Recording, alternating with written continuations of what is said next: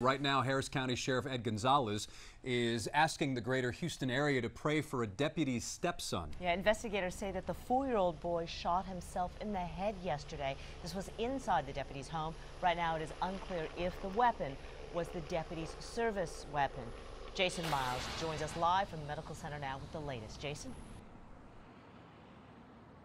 Hey there, guys. This is where the boy was flown via medical helicopter following last night's shooting. The sheriff says he's undergone several hours of intense surgery, but remains in very serious condition.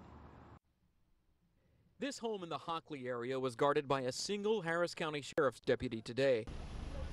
But the neighborhood filled with first responders Tuesday evening after investigators say a 4-year-old shot himself in the head.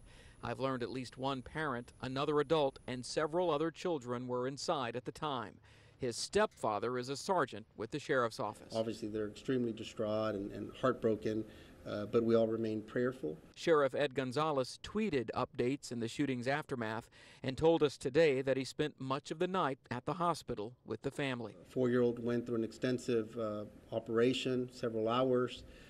He came out of it, continues to be in serious condition, obviously battling for his life. So it's extremely difficult. Gonzalez says the sheriff's office is supporting the family while an independent investigation continues.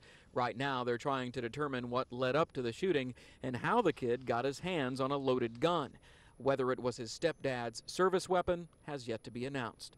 The shooting came just 2 days after 2-year-old Christopher Williams Jr. of Houston lost his life after finding a loaded gun on a couch and shooting himself. We see too many situations where young children in particular are getting hurt and losing their lives. Several neighbors told me they recently attended the latest shooting victim's 4th birthday party here.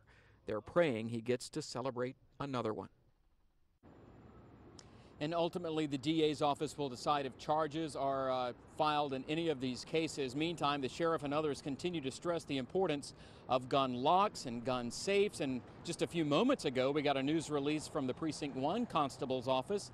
That office is actually offering some gun locks, I should say, for free.